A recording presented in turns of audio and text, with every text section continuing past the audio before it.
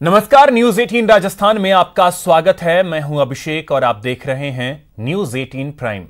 Bulletin में बात करेंगे विकास दुबे की, जिसका द एंड हो गया है। फिर बात करेंगे रीवा सोलर प्लांट की, जो एशिया की सबसे बड़ी सोलर प्लांट है। फिर बात करेंगे सौदेबाजी पर एफआईआर की। लेकिन सबसे पहले देखते हैं प्राइम 25 फटाफट अंदाज में।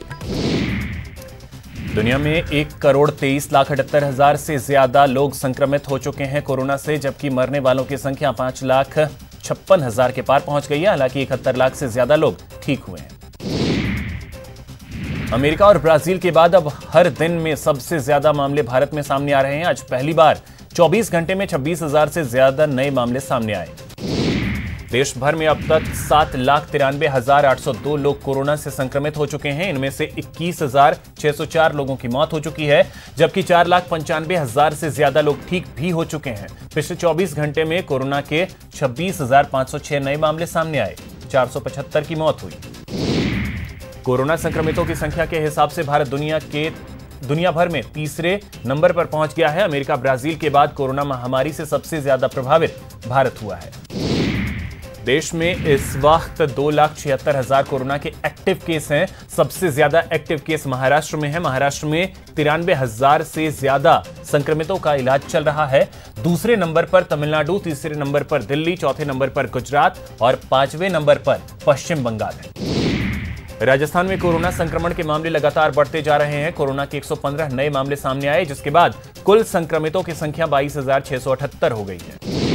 राज्य में अब तक कुल 9,87,000 से ज्यादा सैंपल के जांच हो चुके हैं। इनमें से अब तक कुल 22,678 पॉजिटिव मिले हैं। 17,140 लोग रिकवर हो चुके हैं। 16,782 को घर भेजा जा चुका है इलाज के बाद। राजस्थान में कोरोना से अब तक 491 लोगों की मौत हुई है।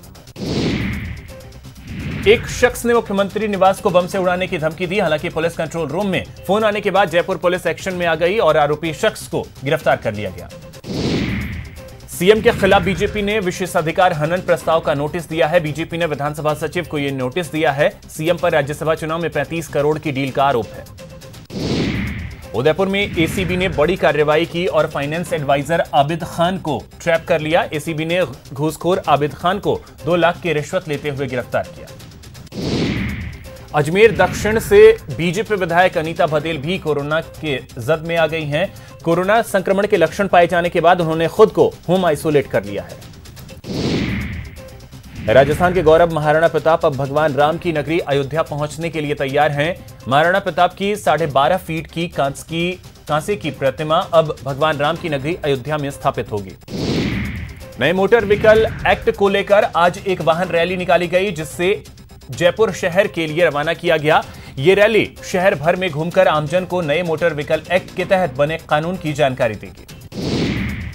उदयपुर की यातायात पुलिस की ओर से एक जागरूकता रैली का आयोजन किया गया। इस जागरूकता रैली के जरिए पुलिस जनता को नए मोटर व्हीकल एक्ट के फायदे और जुर्माने को लेकर जागरूक करेगी। टिड्डियों के बढ़ते हमले को लेकर राष्ट्रीय लोकतांत्रिक पार्टी की ओर से ट्विटर पर अभियान चलाया जा रहा है, जिसमें टिड्डियों के हमले को राष्ट्रीय आपदा घोषित करने की मांग की जा रही है। जोधपुर में उड़ते आतंक पर एयर स्ट्राइक किया गया। यहां हेलीकॉप्टर से करीब 12 से ज्यादा गांव में केमिकल का छिड़काव किया गया। प्रधानमंत्री नरेंद्र मोदी ने मध्य प्रदेश के रीवा में बने अल्ट्रा मेगा सोलर प्लांट राष्ट्र को समर्पित किया। पीएम मोदी ने कहा कि मध्य प्रदेश साफ सुथरी और सस्ती बिजली का हब बन जाएगा। हमारे मध्यम और गरीब परिवारों को इसका फायदा मिलेगा। मध्य प्रदेश के रीवा की सोलर प्लांट परियोजना 750 मेगावाट की है और 1590 हेक्टेयर क्षेत्र में स्थापित है। यह दुनिया के सबसे बड़े सिंगल साइड सौर संयंत्रों में से एक है। इस सौर ऊर्जा प्लांट में कुल 3 इकाइयां हैं। गैंगस्टर विकास दुबे आज सुबह एनकाउंटर में मारा गया। यूपी एसटीएफ की टीम उसे उज्जैन से ट्रांजिट रिमांड पर कानपुर लेकर जा रही थी। कानपुर शहर से 17 किलोमीटर पहले सुबह 6:30 पर काफिले की एक कार पलट गई। विकास उसी गाड़ी में बैठा था। हादसे के बाद उसने पुलिस टीम से पिस्टल छीनकर हमला करने की कोशिश की। विकास दुबे एनकाउंटर पर दिग्विजय सिंह ने सवाल खड़े किए हैं और कहा कि जिसका शक था वही हुआ। विकास दुबे का किन किन राजनीतिक लोगों से, पुलिस और अन्य शासकीय अधिकारियों से संपर्क था, अब पता नहीं चल पाएगा। कांग्रेस महासचिव प्रियंका गांधी ने भी विकास दुबे के मारे जाने पर सवाल उठाए। प्रियंका ने ट्वीट कर कहा कि अपराधी का अंत हो गया, अपराध और उसको संरक्षण देने वाले लोगों का क्या।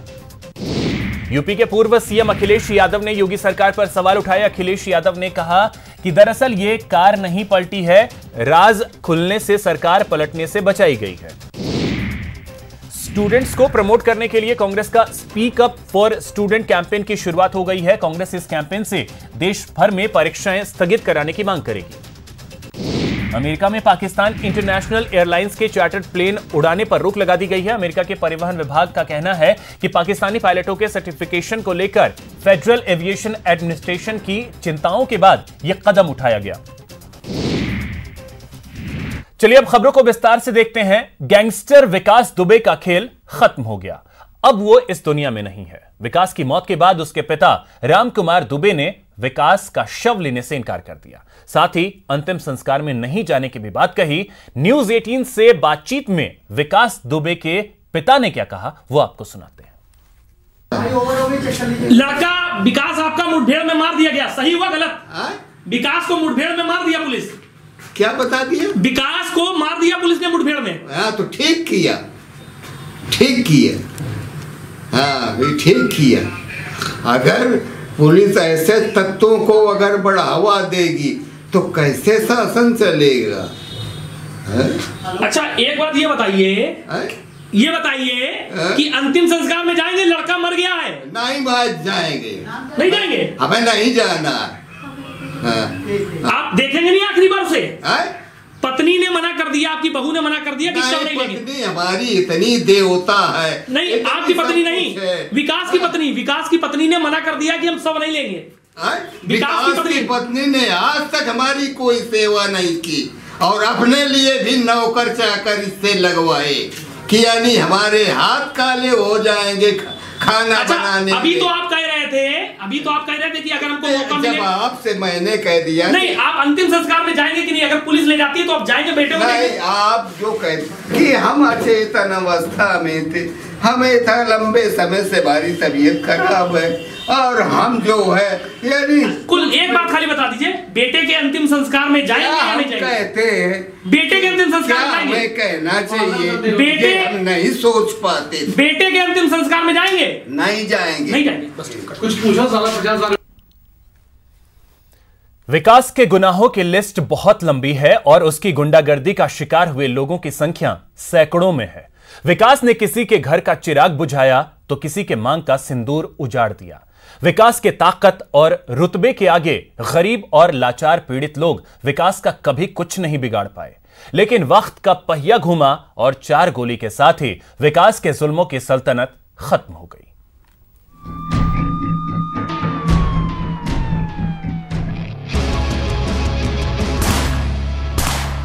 गाड़ी का एक्सीडेंट हुआ, गाड़ी पलट गई,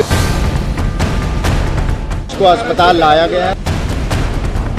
यहाँ पे डॉक्टरों ने उसको मृत घोषित कर दिया।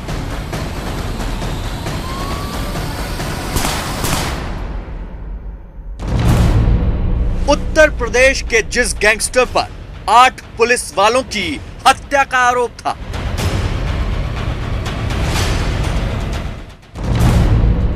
जिस कुख्यात अपराधी का उत्तर प्रदेश में 20 सालों से राज चल रहा था,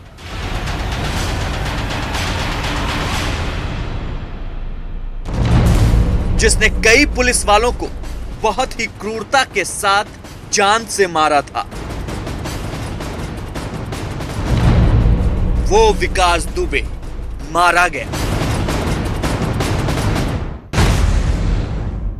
शुक्रवार की सुबह सभी को इंतजार था विकास दुबे के कानपुर पहुंचने का, उस पर कानूनी कार्रवाई के शुरू होने का। लेकिन कानपुर से ठीक पहले एक ऐसा हादसा हुआ जिसमें विकास दुबे पुलिस की गोली का शिकार हो गया।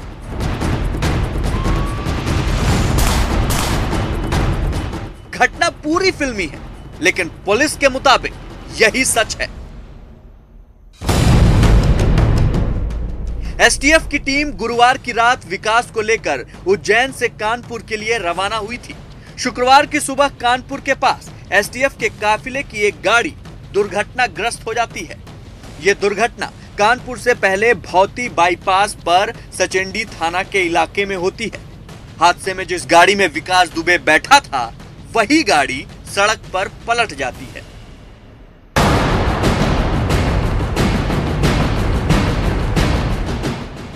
हादसा होने के बाद पुलिस ने घटनास्थल को घेर दिया, लेकिन सब यही जानना चाह रहे थे कि विकास दुबे का क्या हुआ, वो कहां है, वो घायल है, ठीक है या हादसे में मारा गया। लेफ्ट जो सवेरा रास्ता है, इसके बाद गाड़ी ओवरटर्न हुई क्योंकि गाड़ी स्पीड में थी। कुछ लोग गाड़ी का पीछा भी कर रहे थे, जैसा हमारे सूत्र बता रहे हैं। जैसे ही 12 जोड़ पार किया, पहले उसने आटा के जो टोल है उस पर कुछ गाड़ियां लगी, वहाँ ऑब्स्ट्रक्ट कराया गया। 40 मिनट तक ट्रक लगा के रोका गया, मगर अकबरपुर के पास से फिर टीम बढ़ी और उसके बाद इन्हें गाड़ी भगानी पड़ी और गाड़ी कहीं ना कहीं ओवरटर्न हुई है, जिसके बाद ये इसी सामने राइट हैंड साइड पे कच्चे पैसेज की तरफ से भागने का प्रयास किया, जिससे पुलिस के और उनके बीच एनकाउंटर हुआ। तब पुलिस ने बताया कि आरोपी विकास दुबे ने हादसे का फायदा उठाकर भागने की कोशिश की। एविडेंसेस को ये लोग इकट्ठा कर रहे हैं। इनका कहना है कि अभी पूरी जांच चल रही है। फॉरेंसिक की टीम यहाँ से जो स्लोप का रास्ता है, यहाँ से विकास दुबे यहाँ से भागा था, पुलिस ने फायरिंग की तो कुछ काटेज भी से हुए। हालांकि क्योंकि पुलिस की भी पूरी जांच है, पूरी यहाँ उन्होंने बाइंडिंग करके रखी है, तो प्रभारी निरीक्षक यहाँ खड़े रहने के लिए मना कर रहे हैं। इनका कहना है कि अभी उनकी इन्वेस्टिगेशन में कहीं ना कहीं फर्क आएगा, क्योंकि कुछ चीजें एविडेंसेस ऐसी जो इकट्ठा किए जा रहे हैं। तो आप समझ जा सकता है कि इस इंसिडेंट के बाद कहीं ना कहीं पुलिस के अधिकारी अपनी सतर्कता बनाए, क्योंकि जांच का एक दायरा है। फॉरेंसिक की टीम आई है। पुलिस के हथियार से पुलिस पर फायर भी किया और पुलिस की जवाबी कार्रवाई में विकास दुबे मारा गया।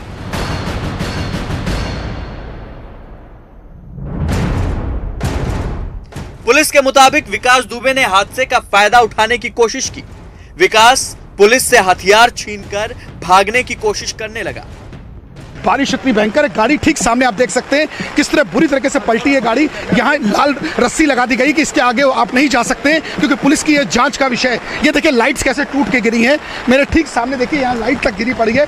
गाड़ी ओवरटर्न हुई है और कई जवान जो अपनी जान पर खेल के उसको इतनी दूर से लेकर यहाँ तक आए थे, गाड़ी कैसे पलटी होगी। और इसी रास्ते से भागने की पैसेज बताया जा रहा है कि चोट के बाद भी इसी रास्ते से भागने की कोशिश की है। पुलिस का हथियार छीन के, यानी कहीं ना कहीं फिर दुस्साहस दिखाने की कोशिश की, जिसका परिणाम हुआ कि वो एनकाउंटर में मारा गया। बहुत बारिश हो रही है, तब भी हो रहा था। उसी समय इन लोगों ने जो ये गाड़ी पीछे से तेज भगाने की कोशिश की है, क्योंकि जल्दी पहुंचना था। उस समय गाड़ी पलट गई है डिवाइडर से टकरा के। उस समय सिपाही घायल और सभी इंस्पेक्टर सब इंस्पेक्टर जो गाड़ी में बैठे हुए थे घायल हो गए थे। और उसी मौके का फ़ायदा उठा के बदमाश भागने की, पिस्टल छीन के भागने की कोशिश किया है और भाग भी गया है। पीछे से अच्छा हुआ हमारे एस्कॉर्ट्स एसटीएफ कर रही थी, उनके जवानों ने उनका अरेस्ट करने की पुनः कोशिश किया है। उसी में गोली इन्होंने एसटीएफ पे चलवाया है और जवानों पे भी चलवाया है, और क्रॉस फायर में फिर वो घायल होकर गिर पड़ा और हमारे जवान उसको उठा के हॉस्पिटल ले गए और हमारे घायल जवान भी हॉस्पिटल गए हैं और वहाँ पे डॉक्टरों ने इलाज के दौरान उसको मृत्यु घोषित किया। विकास ने छीने हुए हथियार से पुलिस टीम पर फायरिंग भी की। विकास की फायरिंग में 4 पुलिस वाले घायल हो गए। आत्मरक्षा में पुलिस की टीम ने भी विकास पर गोली चलाई। बताया जा रहा है कि विकास को 3 गोली लगी थी। विकास के दाहिने कंधे पर, सीने पर बाईं तरफ और पेट के नीचे गोली लगी थी। अभियुक्त को जब लाया जा रहा था तो रास्ते में गाड़ी का एक्सीडेंट हुआ, गाड़ी पलट गई और उसी में उसने जो पुलिसकर्मी घायल हुए थे उनका पिस्टल छीन के भागने की कोशिश की और उसके बाद पुलिस पार्टी ने उसको चारों तरफ से घेर के कॉम्बिंग करके उसको आत्मसमर्पण कराने की कोशिश की, जिसमें उसने जवाबी फायरिंग किया और आत्मरक्षा में पुलिस ने जो गोलियां चलाई उसको अस्पताल लाया गया है। यहाँ पे डॉक्टरों ने उसको मृत घोषित कर दिया। बाईपास के पास यही वो जगह है जहां विकास दुबे का एनकाउंटर हुआ, जहां कुछ खून के धब्बे थे और एक पिस्टल पड़ी हुई थी, जिससे विकास ने पुलिस पर फायरिंग की थी। न्यूज़ 18 सबसे पहले इस तरफ आगे बढ़ के जा रहा है। यही वो रास्ता है जहां से विकास दुबे निकला था। देखिए मैं बताना चाहूंगा, यही से वो रास्ता है जहां से विकास दुबे निकला था।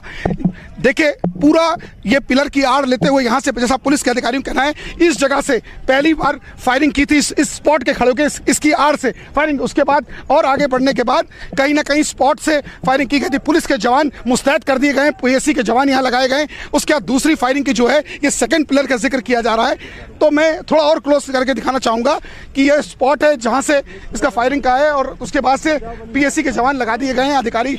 चलिए हम और क्लोज करके दिखाते हैं। देखिए ग्रामीण ग्रामीण ठीक उस पट्टी पे खड़े हैं, यही वो एग्जैक्टली जगह है। इसी पेड़ की आड़ में दूसरी फायरिंग की थी।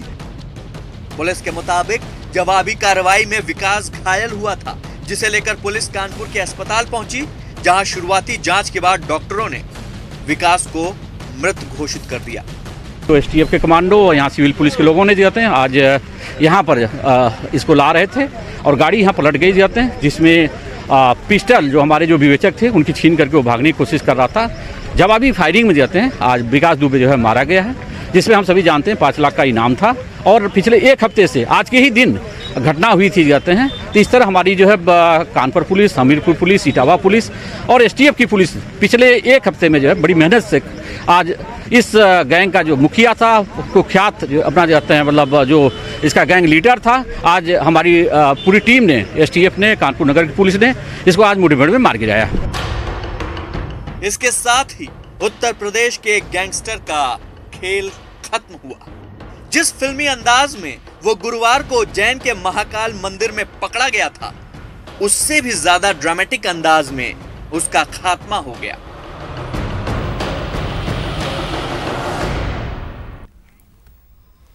यहां रुकेंगे एक छोटे से ब्रेक के लिए। ब्रेक के बाद बात एमपी को पीएम के सौगात की।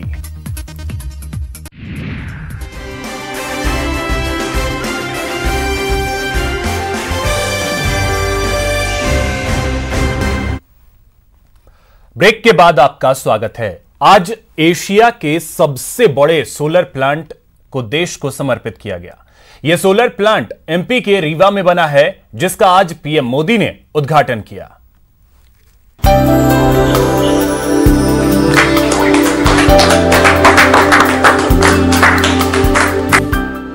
प्रधानमंत्री नरेंद्र मोदी ने आज एमपी के रीवा में स्थित एशिया के सबसे बड़े सोलर पावर प्लांट का उद्घाटन किया। पीएम मोदी ने इस प्रोजेक्ट का लोकार्पण वीडियो कॉन्फ्रेंसिंग के जरिए किया और कहा कि अब रीवा सबसे बड़े सोलर प्लांट के लिए भी पहचाना जाएगा। रीवा की पहचान मां नर्मदा के नाम से और सफेद बाग से रही है। अब इसमें एशिया के सबसे बड़े सोलर पावर प्रोजेक्ट का नाम भी जुड़ गया है। इस मौके पर पीएम मोदी ने सौर ऊर्जा के लिए श्योर, प्योर और सिक्योर का नारा भी दिया। श्योर इसलिए क्योंकि ऊर्जा के, बिजली के दूसरे स्रोत खत्म हो सकते हैं, लेकिन सूर्य सदा सर्वदा पूरे विश्व में हमेशा ही चमकता रहेगा। प्योर इसलिए क्योंकि ये पर्यावरण को प्रदूषित करने के बजाय उसको सुरक्षित रखने के में मदद करता है। और जैसे श्योर है, प्योर है, सिक्योर इसलिए क्योंकि आत्मनिर्भरता का एक बहुत बड़ा प्रतीक है। यहाँ पीएम मोदी ने आत्मनिर्भर भारत के लिए बिजली में आत्मनिर्भरता जरूरी करार दिया। आत्मनिर्भर भारत के लिए बिजली की आत्मनिर्भरता बहुत आवश्यक है। इसमें सौर ऊर्जा एक बहुत बड़ी भूमिका निभाने वाली है और हमारे प्रयास भारत की इसी ताकत को विस्तार देने के हैं। आइए अब रीवा के सोलर पावर प्लांट की खासियत से रूबरू हो जाइए, जिसका आज पीएम मोदी ने उद्घाटन किया। 1590 एकड़ क्षेत्र में फैला हुआ है ये solar power plant. Solar power plant में हर दिन 750 मेगावाट बिजली का उत्पादन होगा। प्लांट में 250 मेगावाट की 3 सौर उत्पादन इकाइयां शामिल हैं। जनवरी 2020 से प्लांट में बिजली उत्पादन शुरू हो चुका है और अब इस प्लांट से 76% बिजली मध्य प्रदेश को मिलेगी, जबकि 24% बिजली दिल्ली मेट्रो को प्लांट से दी जाएगी। सोलर प्लांट से मध्य प्रदेश के लोगों को, यहाँ के उद्योगों को तो बिजली मिलेगी ही, दिल्ली में जैसा अभी शिवराज जी बता रहे थे, मेट्रो रेल तक को रीवा से लाभ मिलेगा। अब रीवा वाला शान से कह पाएगा कि दिल्ली की मेट्रो हमारा रीवा चलाता है। यहाँ पीएम मोदी ने बताया कि रीवा की तरह शाजापुर, नीमच और छतरपुर में भी बड़े सोलर प्लांट पर काम चल रहे हैं। पीएम ने उम्मीद जताई है कि जब ये तमाम प्रोजेक्ट तैयार हो जाएंगे तो मध्य प्रदेश निश्चित रूप से सस्ती और साफ सुथरी बिजली का हब बन जाएगा।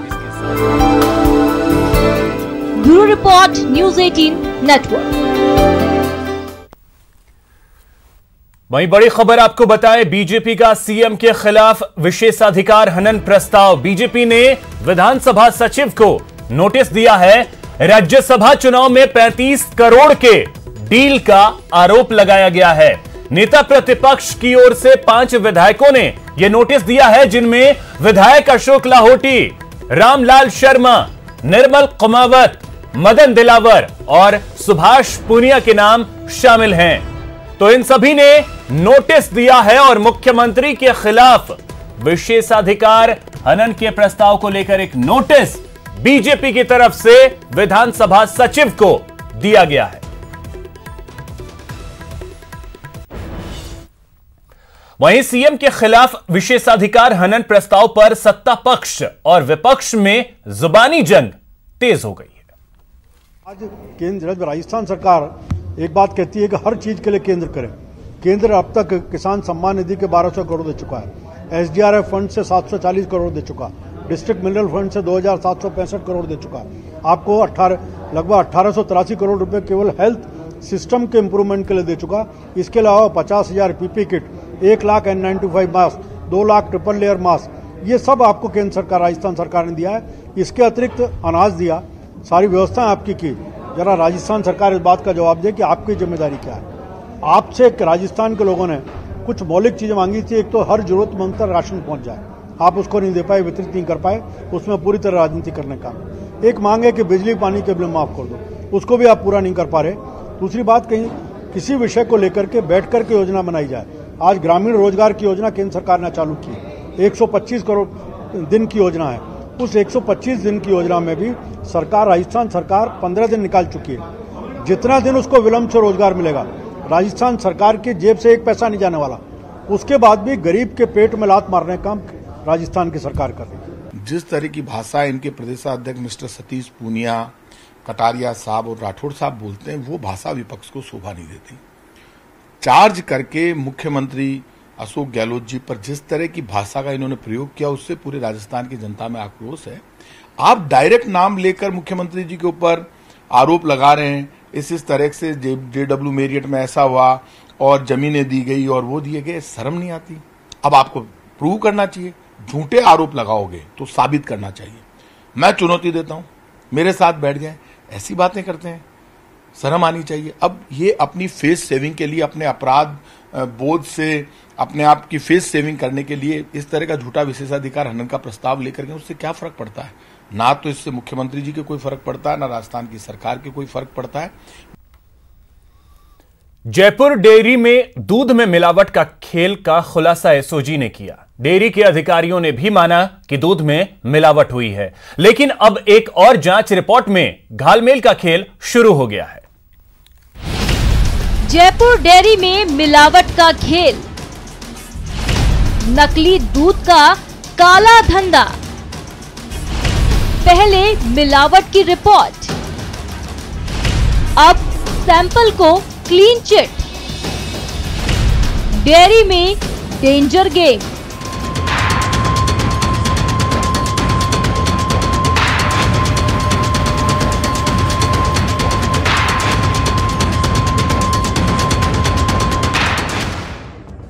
दूध खरीदने से पहले अब 1000 बार सोचिएगा, सैकड़ों बार दूध के पैकेट पर नजर डालिएगा और दूध को चेक करना नहीं भूलिएगा, क्योंकि आपकी जरा सी चूक आपके परिवार की सेहत पर भारी पड़ सकती है।